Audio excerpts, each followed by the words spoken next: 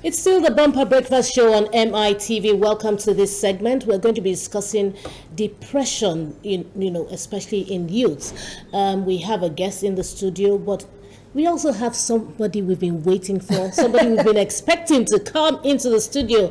I mean, she got trapped in traffic, but she's here anyway, and that's the good news. Yinka Kenny, good morning. Good morning. Oh my God, I know it was horrible, hectic. I tell you, when you have to drive for about almost 2 hours for a journey, ordinarily you have just driven 10, 15 minutes. Oh my God, it's I'm really so annoying, and to say that it's not even on the highway, it's inside the estate. You're just trapped inside the estate. So you can't even get to the gates. Yeah, exactly. I think I should just use this medium to tell, probably the security outfits that are working inside, Omole, Olowora, to please do something about that traffic. It's becoming unbecoming. Okay, so I'm sure they're listening, and we hope something will be done. Let's look at the growing rate of depression. I mean, it's everywhere. Everywhere, people are getting depressed, and that's resulting into, either suicide, mental issues, all sorts of things. And so, I reached out to someone I know very well. She's a life coach. Her name is Miss Ebere Koroye. She's here in the studio with us. Ebere, it's nice to have you. Nice to be here. Thank you so much. I'm sure you're going to enlighten us, you're going to educate us and inform us on this topic. Yinka Kenny, she's here on the Bumper Breakfast Show as well, and together we're going to drill you, ask you questions and hope for very good answers. Excellent. Thank you for coming on. Yinka. Yeah, depression, gone are those days. Of course, we never used to hear so much about depression. We understand a lot of factors are, adding up to it and all of that. But, then, we leave a lot of worries to our parents and, but what happens? What is happening now, rather, we find secondary school children, going into depression and committing suicide and all of that. We find children in the higher institution that should, be looking forward to a bright future. What is the major factor contributing to this high rate of depression in our young children, in the life of the youths? Okay, I think it's about a narrative. The things that we're talking about in our minds. Just last night, I remembered, I asked, have I ever been depressed? And I remembered when I was 8 years old, my father was in the Foreign Service. So we lived in America for probably from 1974 through to 76. And I was in the 3rd grade. And we need to talk a little louder, though. Okay. I was in the 3rd grade, and we learnt about the slave trade, the transatlantic slave trade. It was very exhaustive. We would act, it was very, very exhaustive. But what I came away with as a little black girl amongst maybe 20, 25 Europeans or Caucasians was slavery, that being black was akin to slavery. And I developed a fear for months that one day I was going to be picked up as a slave, slave. and taken to a plantation and become a slave. Honestly, it took away my joy for months. It was a narrative that I was speaking to myself. It became a reality. Now, would it make me feel like happy to look forward to the future or anything like that? No such thing. Because I just thought any minute now, they could come and pick me up, take me from my parents, and we're sold into slavery. And honestly speaking, for months, I was under that depression, that cloud, until I spoke with my older sister, who was a little older than me, 1.5 years, so probably she was 9. So I told her, I said, Belada, you know what, I'm just so afraid that, we're going to be gathered and taken as slaves. She looked at me with determination and she said, Barry, we'll fight them when they come. That was it. So I just thought, okay, no problem. We are going to fight. That was that. So that was a turning point. It just helped it a little bit. That it was still a certainty, but we wouldn't go down without a fight. And I knew my sister would be by my side. But it took a few months before I remember that fateful day. We were in Bethesda, Maryland. I spoke to my mommy. one Saturday morning, and I said, Mommy, I have this fear that one day we're going to be slaves. She turned to me and said, you will never be a slave. Honestly speaking, that cloud lifted. And I think I only remembered it just yesterday when you talked about depression. So you see, very often children, young adults, they have a narrative. They keep playing in their And head. it's playing until it becomes almost like a reality. Whereas very often there's no basis. And I think that is the thing, So depression, when we see it, we have to ask ourselves, what stories are we telling ourselves? What is the narrative? Can we change it? So I also see, as a coach, I see lots of adults and people whose parents have split up. They've convinced themselves that it was their fault.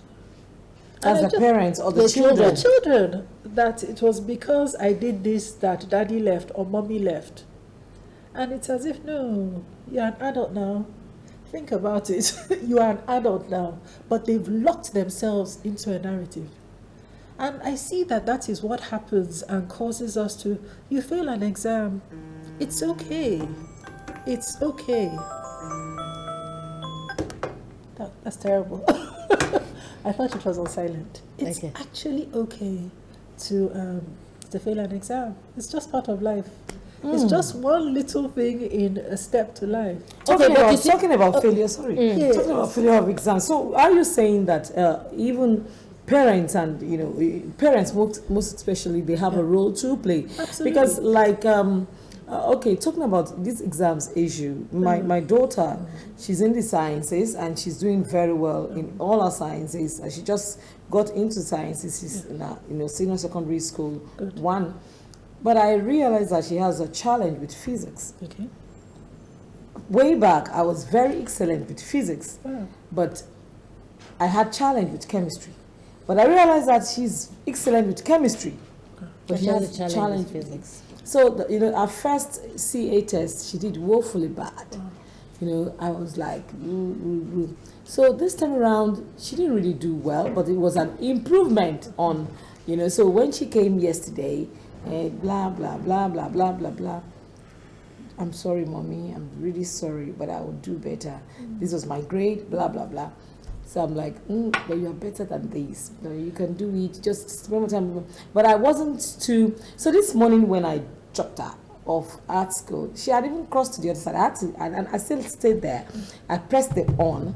And something just registered in my mind that I've not, I didn't remember to boost, her ego, a word of encouragement after I did what I did. So I pressed my on. It was on. She now looked on the side of the bed. She said, "Me, Mommy." I said, "Yeah, come." So I brought down the glass and I gave her a hug. Good. I said, be good in all your subjects. Remember, you are excellent. Beautiful. You are good. You are better than what you made in that physics. There you go. And you can do better. I said, Mommy, I know I can do better. Beautiful. I hugged her and I said, Mommy loves you. I know, Mommy, I love you too. And she liked it. So I think can we say that parents are overwhelmed now and we are missing missing all the little telltale signs. What I think would have taken it even one step further was to say, you know what, you're doing well in chemistry. That was where I struggled. So she'll realize that this mommy that seems to be perfect, she had her struggles, but she was able to overcome them. So just to be able to identify that, separate, this thing doesn't define you. Separate it. It's just a part of life. I was looking at something just as I was sitting here, and they talked about 12 steps to success. Have the idea, plan, execute, self-doubt. They're different. All we just do, everybody takes that process. And so it's just to be able to prepare them for life. Well, do you think it could be something about this generation? And the reason I asked that question is back in the day, you had issues, you had challenges, you had whatever is going on in your head. Didn't come. Number one, suicide would never come. If suicide by chance ever came, and you had the kind of mother that I had, a slap will reset it. I'm not kidding you. A slap will reset, or your mother tells you off and you start having an attitude with your mother. So that would certainly not happen. So what has changed? So what has changed? But now the Generation Z will tell you that no, you shouldn't speak to them like that. My children won't dare talk to me like that. But I hear children talk to their parents and correct their parents and try to teach their parents how to talk to them. And the depression is everywhere, suicide is everywhere. It's like in fashion.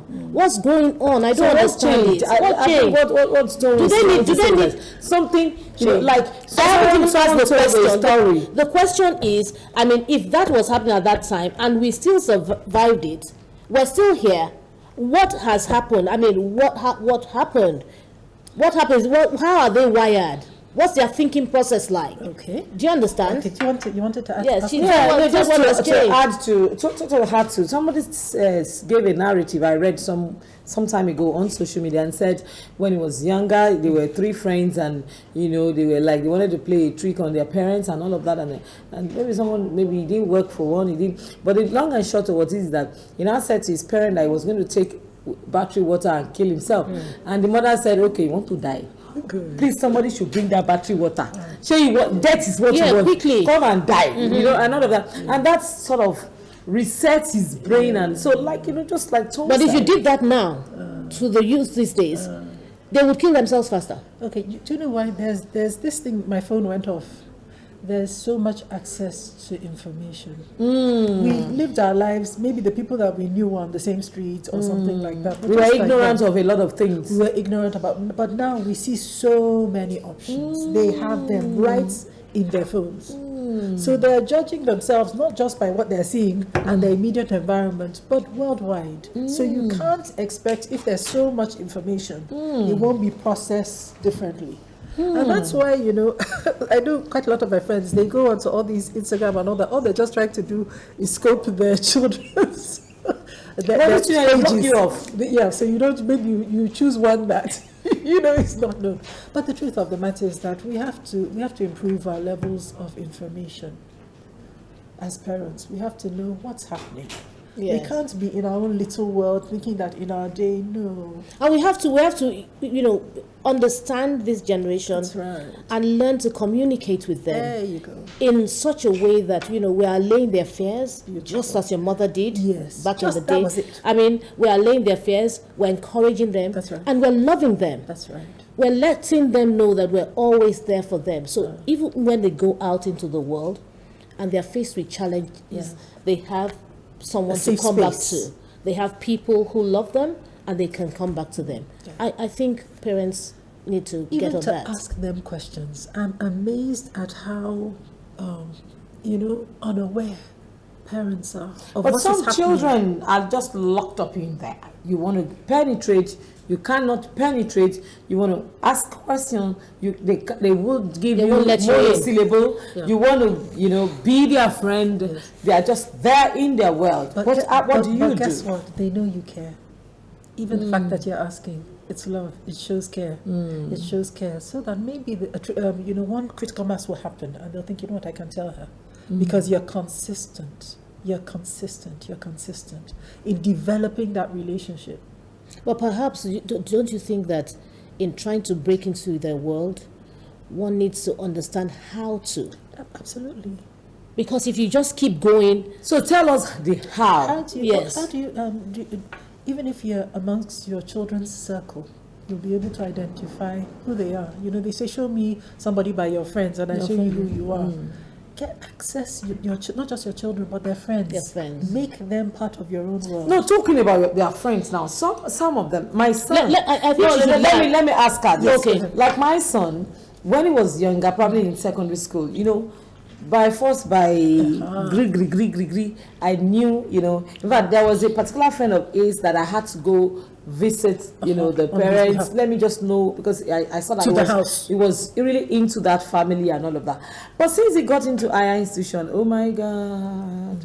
So how? If you have, I have tried. I cannot be going to their school. I cannot. So how do I do it? If you have a big pot of food, I'm telling you, an open pot of food, your friend, the people, your son's friends will gravitate there. If there's lunch, there's dinner, anytime. I have tried. Even when he turned 18, I said, okay, because we are bedmates. Okay. I said, okay, nice. this is not about me this year. It's about you. Yes. We're going to have cake, bring your friends, push you have fun. We're going to leave the house for you. Yeah. No.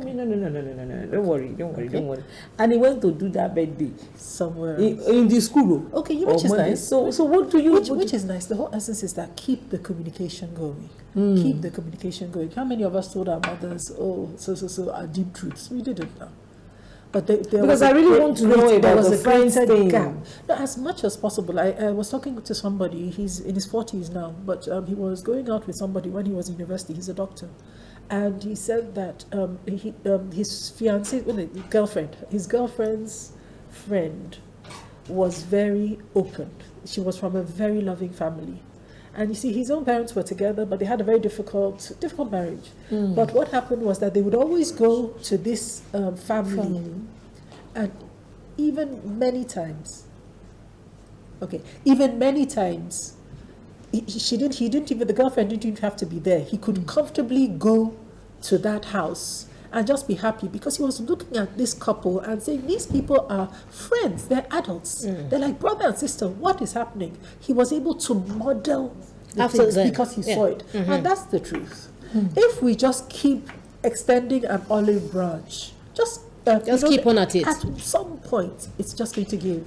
And then you will find that, wow, they're just going to come. It's just like it's just love. pressure.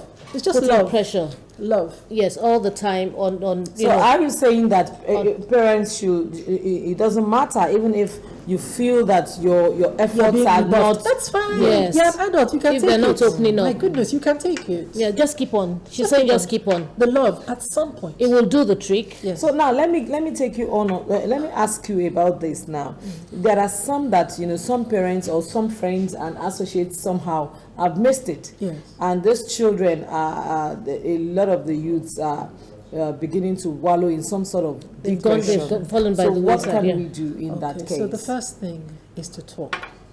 The first thing, there are different types. I mean, I did even though I'm a life coach, so I'm not actually a therapist, but we learned some informed from life experiences. Yes, trauma therapy, and they said yes. In fact, if the lady, Professor Dotu Merino, she's actually in the country at the moment, and she talked about different things. So, for example, somebody's in depression. How do you notice it? When there's a loss of appetite, there's a loss of interest in things. Yes, there may be something to do with sadness for something, an occurrence, but if it lasts long after that, you don't have to ask yourself what's happening here.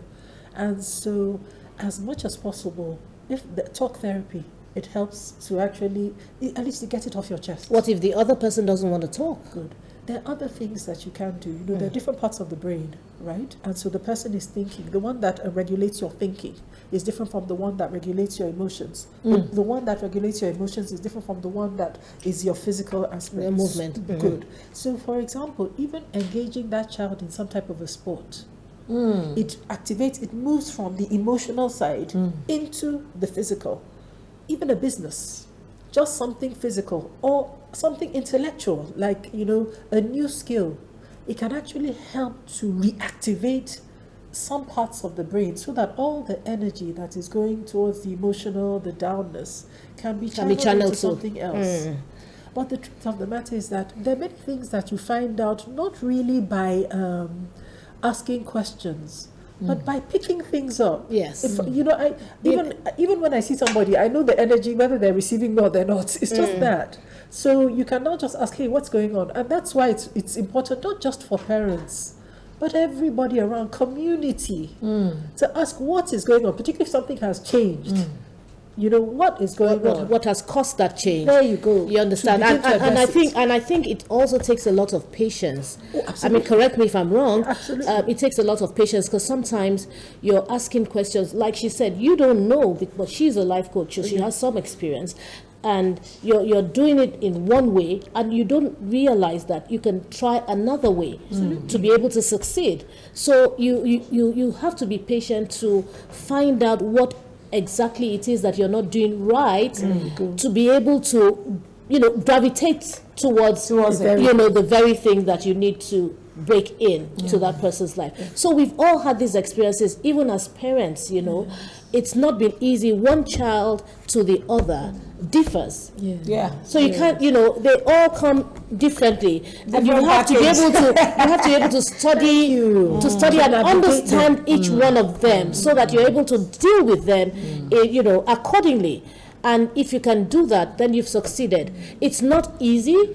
It's a long journey. It's not easy, but you can do it. I think it's very, very achievable with a lot of patience, perseverance, and persistence. What do you think? Am I correct? I agree. But one thing I think what parents can do is to manage children's expectations.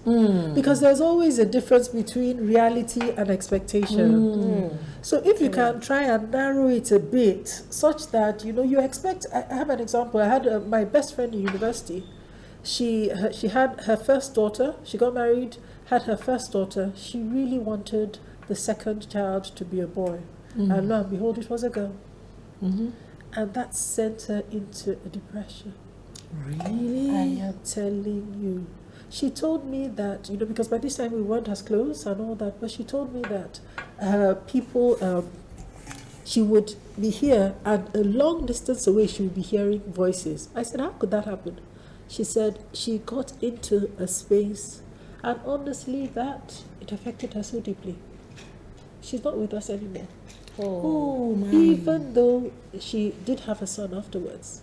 So the truth of the matter is that nobody is above or whatever, above the propensity for one trigger to just, you know, set And us you off. see anything? Oh, sorry, No, it's you're okay. getting emotional now. Sorry. I understand that. Yeah, you see, thank you for even saying that. You know, I am somebody that I would say, you know, I'm a go-go person. I easily get up. I don't, you know, I've faced a lot of challenges in life. You know, I went on the street at 16, and today I bless God where I am. You understand? And I always tell myself, I don't stay down. I don't, you know, I tell myself depression can't come, but lo and behold, mid this year I felt it, and you know, yes, I was able to, you know, snap out of it before it got really bad, but it just told me that There's no one. you cannot be too strong There you go. for this.